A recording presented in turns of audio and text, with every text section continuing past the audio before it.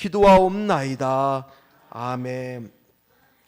네, 오늘은 왕의 복음, 마태복음 강해 말씀 중에서 특별히 팔복 말씀 7번째 복입니다.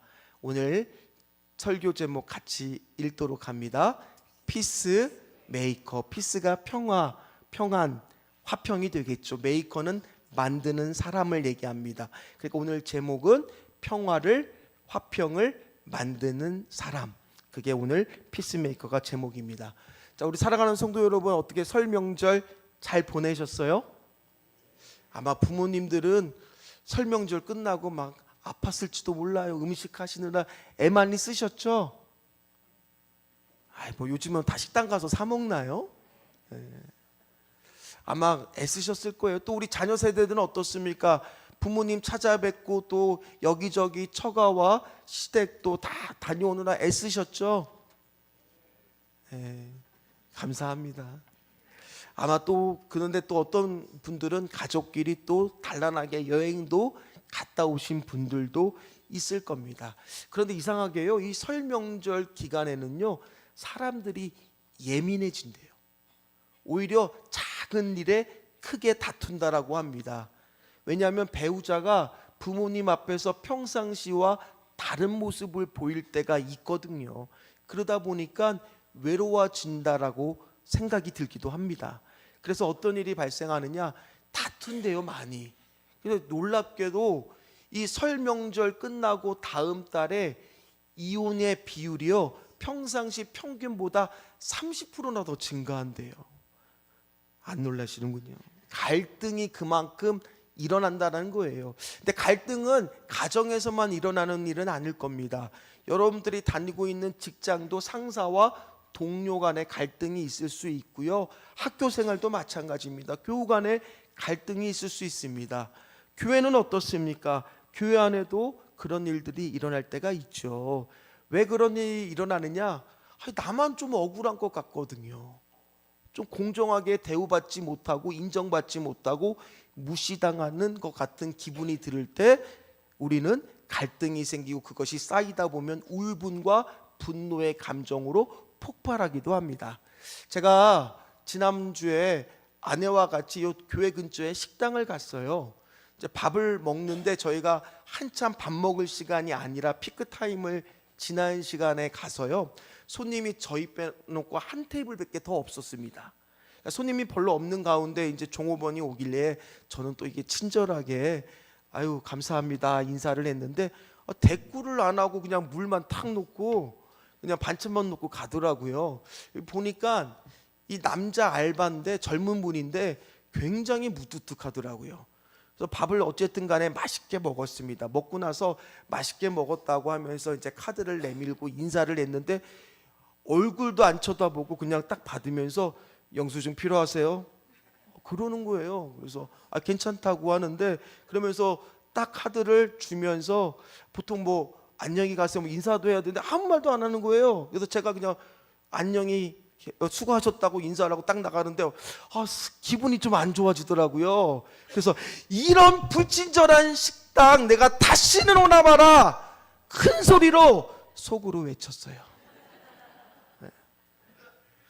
이처럼 우리는요 좀 내가 무시당한다라는 생각이 들면은 나도 모르게 갈등이 생기고 화가 나기도 합니다. 근데 어디 개인의 문제입니까? 요즘도 나라 사이에 굉장히 많은 전쟁이 일어납니다. 이념의 전쟁 때문에, 이익 때문에, 종교 때문에 갈등이 곳곳에서 일어납니다. 근데 이것이요 정상적이라는 거예요.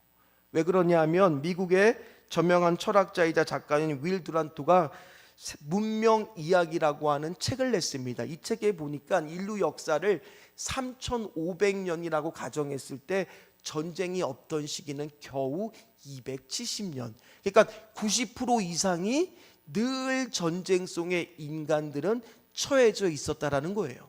그렇다면 인간 사회는 왜 이렇게 갈등이 빈번하게 일어나고 전쟁이 이렇게 일어나게 될까요?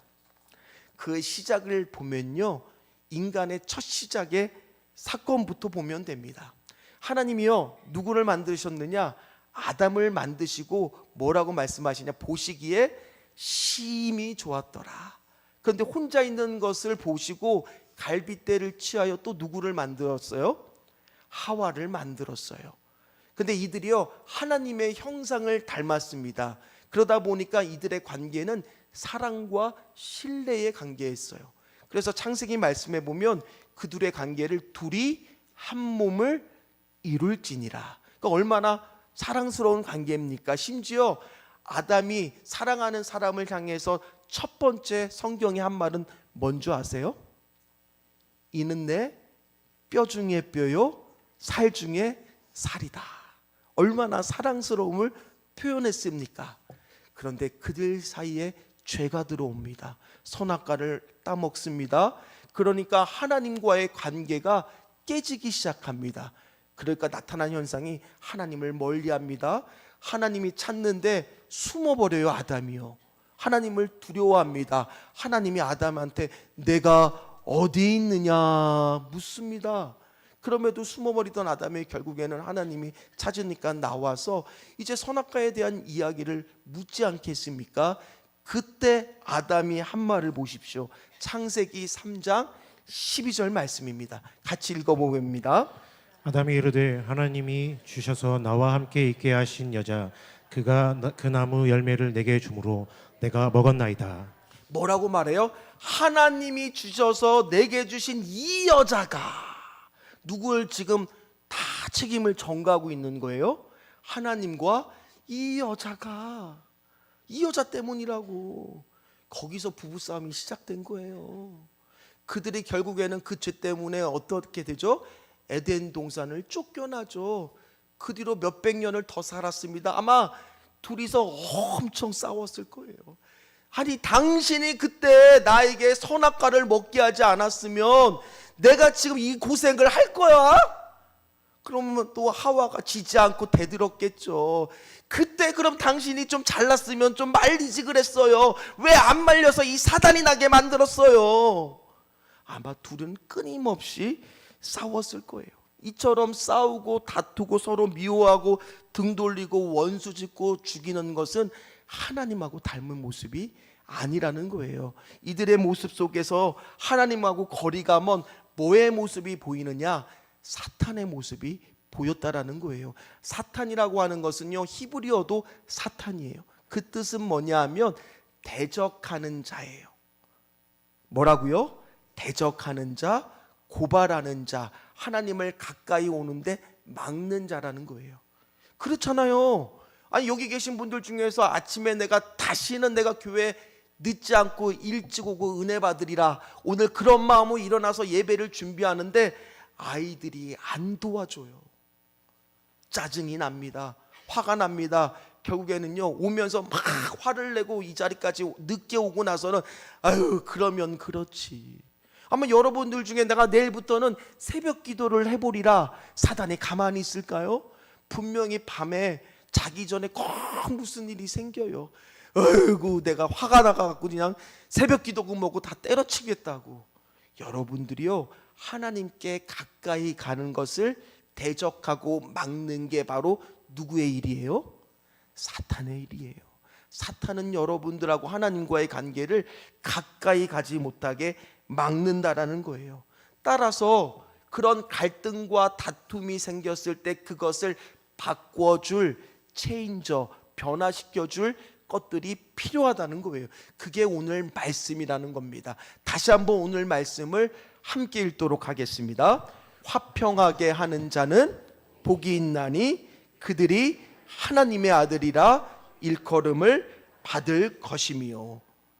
오늘 화평하게 하는 자, 그 자가 행복한 자라는 겁니다. 특별히 제가 팔복을 말씀드리면서 첫 번째 복부터 네 번째 복까지는 하나님과의 관계에서 복, 오늘 말씀을 포함해서 다섯 번째 복부터 여덟 번째 복까지는 사람과의 관계에서의 복이라고 했습니다. 또 이 복은 개인의 행복만 말하는 게 아니라 원래는 공동체의 행복을 말한다고 말씀을 드렸어요.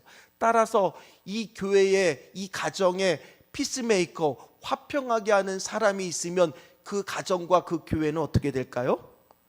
행복하게 된다는 거예요. 여러분들이 행복해지시기를 원하십니까? 그러면은 여러분들이 피스메이커, 화평하게 만드는 자가 되어야 된다는 거예요. 그러면 그런 사람이 왜 행복해집니까? 오늘 말씀에 나와요. 그런 사람이 바로 뭐냐? 하나님의 아들, 하나님의 자녀라는 거예요. 한번 보세요. 아버지와 아들은 어때요? 아버지 아들의 모습을 한번 볼까요? 아버지와 아들은 딱 봐도 뭐예요? 닮았어요? 안 닮았어요? 닮았어요. 닮는 게 정상이라는 거예요.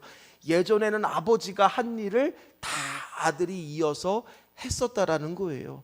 따라서 오늘 화평케 하는 것은 아버지의 일이니 우리가 그 모습을 닮았다면 당연히 화평하게 만들었을 때 우리는 행복하다라는 거예요. 근데 이 화평이라는 단어를요, 가만히 살펴보면 아주 깊은 의미가 있습니다. 이것이 헬라어로는 에이레나라고 단어지만 히브리어로 보면 우리가 너무나 잘 알고 있는 단어예요. 금요 기도에 나오신 분들은 한번 제가 말씀드린 적이 있습니다. 이 화평이라고 하는 단어의 히브리어는 뭘까요? 샬롬이에요. 샬롬. 샬롬은 다 들어보셨죠?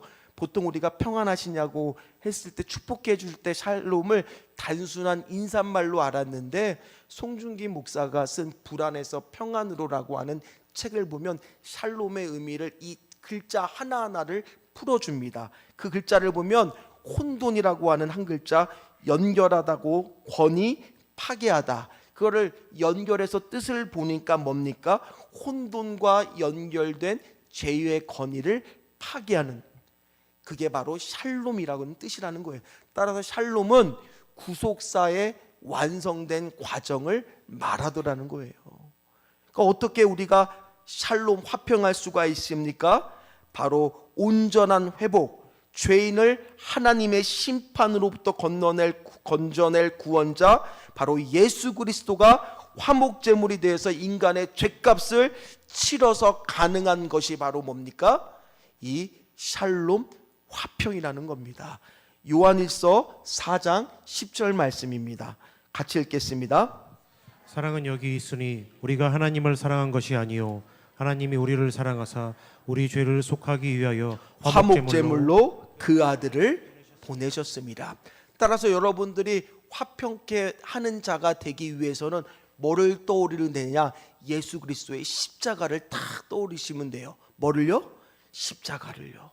그럼 십자가를 처음에 그릴 때 우리가 이렇게 그리잖아요. 이게 뭐를 뜻하는 거냐? 하나님과 나 사이에 깨어진 관계를 회복하는 첫 번째 화평을 이루는 거예요. 그걸 이룬 사람들은 어떻게 되느냐? 바로 사람과 사람 사이의 화평, 수평적인, 그래서 이게 십자가인 거예요. 내가 하나님과의 수직적 관계가 온전히 깨어진 관계가 회복하기 시작하면 사람과 사람 사이의 관계가 뭐가 되는 겁니까? 회복하게 되는 화평을 누리게 된다라는 거예요. 따라서 화평이 깨진 곳, 샬롬이 깨진 곳에는 뭐를 전해야 되는 겁니까? 복음을 전해야 되는 거예요. 십자가를 전해야 되는 거예요.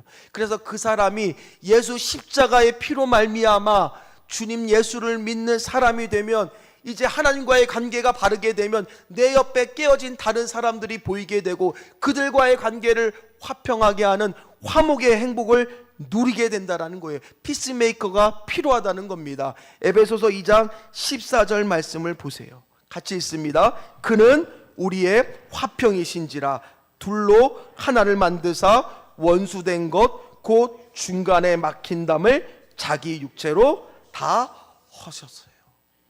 사랑하는 성도 여러분, 예수님이 우리의 모든 막힌 담을 다 허신 분이라는 거예요. 그럼 여러분들은 오늘 담을 쌓는 분입니까? 담을 허물고 있는 분이십니까? 주는 평화 막힌 담을 모두 허셨네. 주는 평화 우리의 평화 염려 다 맡기라 주가 돌보시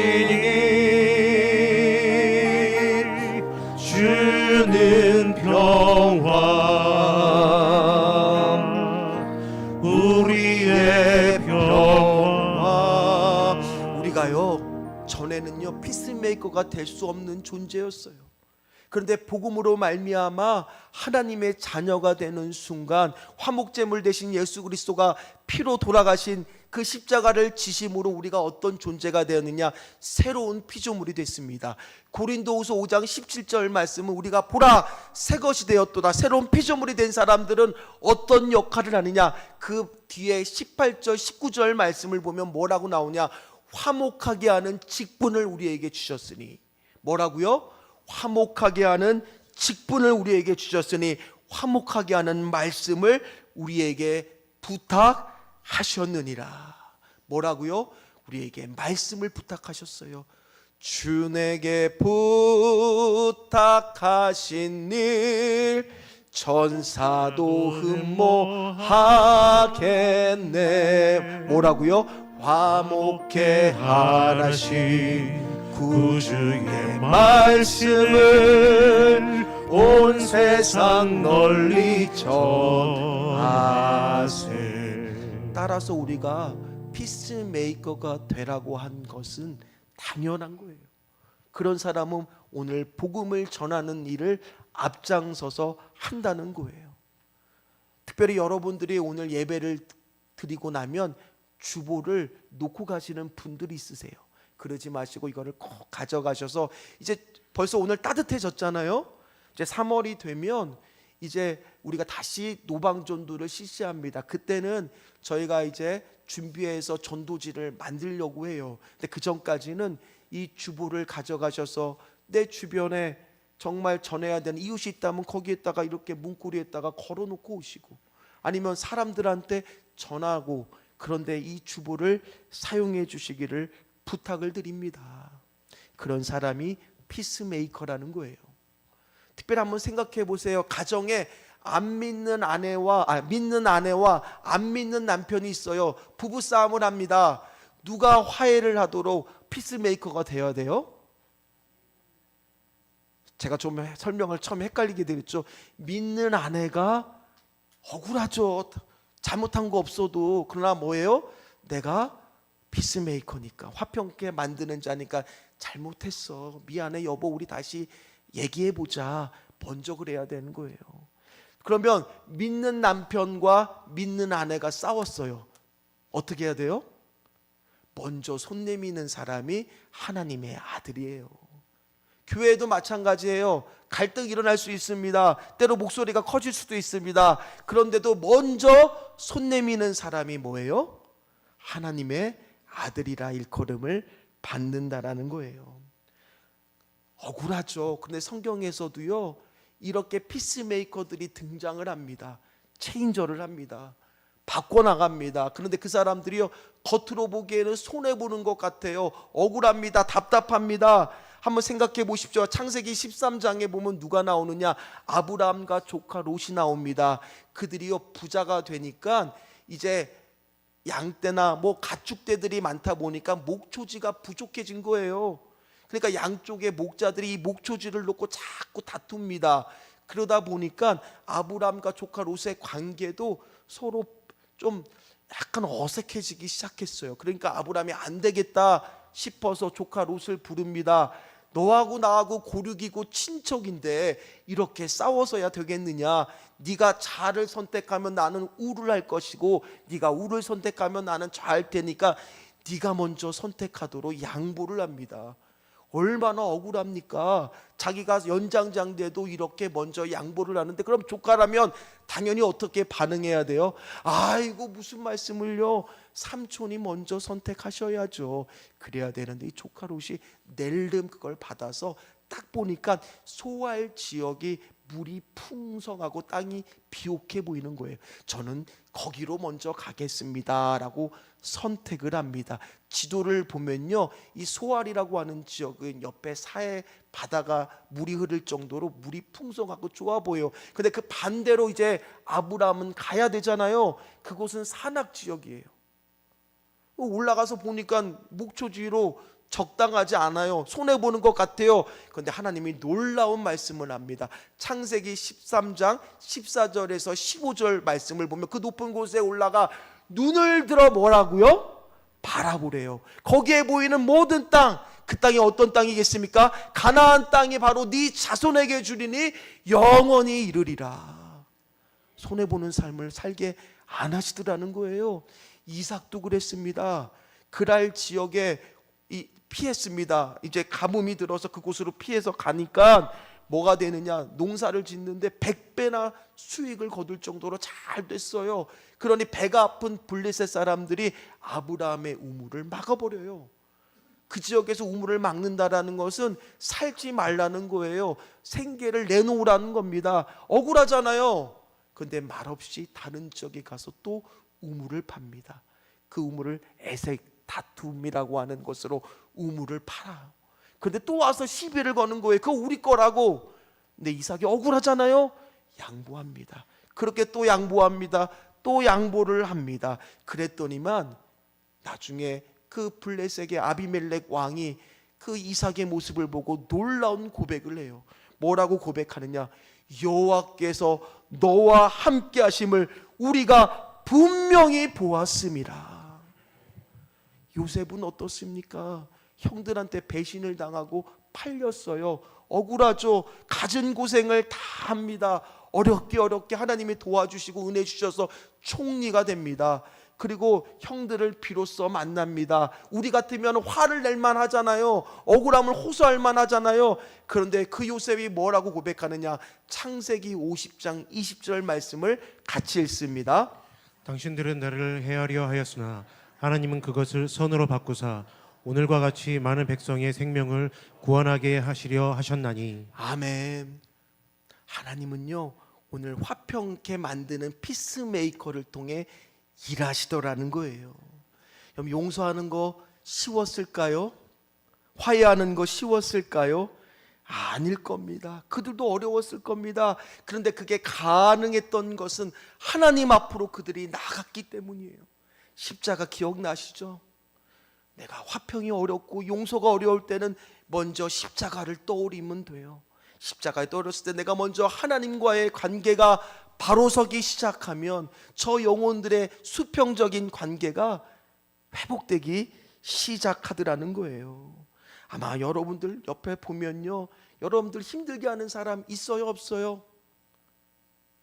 아이고, 다들 감사하네요. 우리 성도들은 다들 그런 사람 한 명도 없나 봐요. 근데 직장 생활하면 나를 힘들게 하는 사람 있어요, 없어요? 이제 살짝 나오기 시작하네요. 한번 생각해 보십시오. 분명히 나에게 경제적으로도 어려움 준 사람이 있고, 그런데 뻔뻔하게 너무 잘 살아요. 억울하죠. 아주 그냥 괘씸하죠. 담쌓고 싶죠. 그런데 오늘 말씀에 보니까요, 그들을 가서 벽이 높이 쌓이지 않게 하래요. 허물래요. 그게 바로 하나님의 자녀의 모습이고 하나님이 기뻐하시는 사람이라는 거예요. 예수님도 말씀하세요. 예배 드리다가 네가 형제에게 나가라고 욕한 사람 있다면 마치 너 나가! 그것처럼 욕한 거 있으면 그거 먼저 화목하고 풀고 나서 다시 제사 예배를 드리라고 말씀하고 있다라는 거예요. 상한 심령을 그대로 두지 말라고 말씀하고 있다라는 거예요. 생각해 보면 주여 억울합니다. 너무 불공평한 거 아닙니까? 공평하지 않잖아요. 그런데요, 마태복음 20장에 보면 포도원 품꾼의 비유가 나옵니다. 새벽 6시에 포도원 주인이 가보니까 인력시장에 사람들이 막 서 있는 거예요. 거기서 몇 명을 골라서 이제 자신의 포도원 농장으로 들여보냅니다. 그런데 3시간이 흘러서 오전 9시에 또 나가보니까 아직도 일거리를 못 구한 사람들이 있어요. 그 당시에 종은 주인이 먹여주지만 품꾼은 품삯을 받지 못하면 그냥 하루 종일 가족들이 다 쫄쫄 굶는 거예요. 그들에게 품삯은 생명과도 같은 거예요. 그런데 일을 못 구한 사람들이 불쌍했는지 그들을 또 데려다가 자신의 포도원 농장으로 들여보냅니다. 성경은 계속 들여보내다라는 것을 반복합니다. 12시에 가니까, 오후에 3시에 가니까 그들도 다 들여보냅니다. 그리고 마지막으로 오후 5시에 갑니다. 그런데도 아직도 일을 못 구한 사람들이 있어요. 그들도 한 데나리온의 약속을 받고 포도원으로 다 들여보냅니다. 그런데요, 일해보신 분들 아시겠지만은요, 5시에 들어가면요, 거기서 장비 좀 챙기고 작업복 갈아입고 일 조금 하다 보면 1시간은 금방 끝나잖아요. 6시가 됐습니다. 일이 끝나니까 이제 품삯을 계산해야 됩니다. 제일 늦게 오후 5시에 들어온 사람한테 품삯을 주는데 얼마를 줘요? 한 데나니온을 준 거예요. 그러니 일찍 온 사람들은 기대감이 생겼어요. 야, 나는 더 많이 주지 않을까. 심지어 오전 6시에 온 사람은 어떻습니까? 야, 이거는 엄청 많이 줘야 되잖아. 최소한 3-4배는 줘야 될 거 아니겠습니까? 그런데 다 똑같이 얼마씩을 줘요? 주인이 한 데나니온을 주는 거예요. 그러니 당연히 먼저 온 사람들은 썽이 났죠. 뿔이 났죠. 따지죠. 원망하죠. 어떻게 우리가 이게 불공평하게 나에게 똑같이, 저들하고 똑같이 한 데나니온을 줄 수가 있습니까? 근데 주님이 뭐라 그래요? 그게 너하고 나하고 약속하지 않았느냐. 이게 구원이거든요. 구원은요, 원래 공평하지 않아요. 구원은요, 은혜예요. 여기 계신 분들 중에서도 오후 5시에 들어온 것 같은 사람도 있을 수 있는 겁니다. 그 사람에게도 똑같이 구원은 은혜예요. 오늘 화평하게 하는 사람들은 은혜를 아는 자들이에요. 어떤 분이 우리 자녀들한테 세뱃돈을 줬어요. 그런데 선아는 첫째라고 중학생이라고 10만 원을 주고 선민이를 5만 원을 준 거예요. 선민이가 아빠 이거 너무 불공평해요. 이게 우리예요. 받은 거에 감사할 줄은 모르고 은혜에 감격할 줄은 모르고 하나님과의 관계가 깨지면 내웃과의 관계가 깨질 수밖에 없게 되더라는 거예요. 사랑하는 성도 여러분, 원래 은혜는요 불공평한 거예요. 구원의 감격은 그런 거예요. 따라서 내가 받은 은혜는 너무너무 크기 때문에 타인의 은혜를 시기할 필요가 없다라는 겁니다. 근데 여러분들 그렇게 쉽지 않죠. 교회 안에서 다니면 아이고 저기는 나보다 헌금도 덜 바치고 봉사도 덜 하고 열심히 신앙생활 한 것 같지 않은데 나만 이렇게 억울하게 잘 안 된 것 같은 마음이 들 때가 있다라는 거예요. 그러나 오늘 내가 다시 한번 하나님 나라는 공평이 아니라 은혜라는 사실을 깨달으시면 내가 받은 구원만 집중하시고 은혜만 바라보시면 될 줄 믿습니다. 제가 설 명절 기간에 이렇게 선배 목사님들한테 이제 설 명절 인사를 드렸습니다. 한 선배 목사님이 저한테 그러더라고요. 교회에 목회를 하다 보면 김건준 목사, 남자 성도들은 섭섭병에 걸리고 여자 성도들은 삐쭈병에 잘 걸려. 왜냐하면 그렇잖아요. 교회 안에도 인정받지 못하고 내가 뭔가 무시당하거나 사랑받지 못할 때 남자들은 섭섭한 거예요. 여자분들은 입이 그냥 삐쭉 나와서 삐쭈병에 걸리기 쉽다는 거예요. 억울하죠. 막 그거 권리를 주장하면 들어봤을 때 맞습니다. 옳습니다. 이해가 됩니다. 네, 압니다. 내 마음 같지 않은 경우가 얼마나 많겠습니까? 그런데 교회는요 은혜의 공동체예요. 은혜를 아는 사람들이 모인 겁니다. 따라서 내가 받은 은혜만 생각하면 얼마나 감격과 감동이 되는지. 나는 오후 5시와 같은 자인데 그런 내가 겨우 조금밖에 일 안 했는데 하나님은 그 포도원 농장으로 들여보내는 그 감격을 생각하면 그런 사람이 오늘 행복하다는 거예요. 그렇다고 그 인생을 하나님이 손해만 보게 하실까요? 아니었습니다. 기억하십시오. 말씀을 마무리하겠습니다. 공부가 힘든 게 아니에요. 학교 가면은 교우 관계가 힘들게 합니다. 직장의 업무가 스트레스가 심하게 받을 때도 있지만 그보다 더 심한 거는 직장 상사나 동료와의 관계입니다. 교회도 마찬가지입니다. 신앙생활 하신 분들은 다 한 번쯤은 다 교회 안에서 상처받을 때가 있을 때가 있어요. 그러다 보니까 사람에 치이고 힘들어서 나도 모르게 어떤 생각이 들 때가 있느냐, 조용히 교회 다니고 싶어요. 조용히 다니고 싶어요. 그러나 오늘 말씀해 보니까 우리는 십자가의 피로 화평을 이룬 사람이에요. 그래서 골로새서 1장 20절 말씀에 뭐라고 하시느냐, 같이 말씀을 읽습니다. 그의 십자가의 피로 화평을 이루사 만물 곧 땅에 있는 것들이나 하늘에 있는 것들이 그로 말미암아 자기와 화목하게 되기를 기뻐하심이라. 그러나 그것을 하나님은 뭐를 기뻐하시느냐, 화목하게 하기를 기뻐하신다라는 거예요. 그게 하나님의 뜻이라는 거예요. 그랬을 때 우리도 행복하다는 겁니다. 사랑하는 성도 여러분, 피스메이커가 되십시오. 여러분들 가는 곳에 화평이 가득 임하기를 주의 이름으로 축원합니다. 여러분들 가정이 그렇게 되기를 축복합니다. 여러분들의 직장이, 여러분들이 머무는 그곳이 여러분들을 통해서 바뀌는 역사가 있기를 주의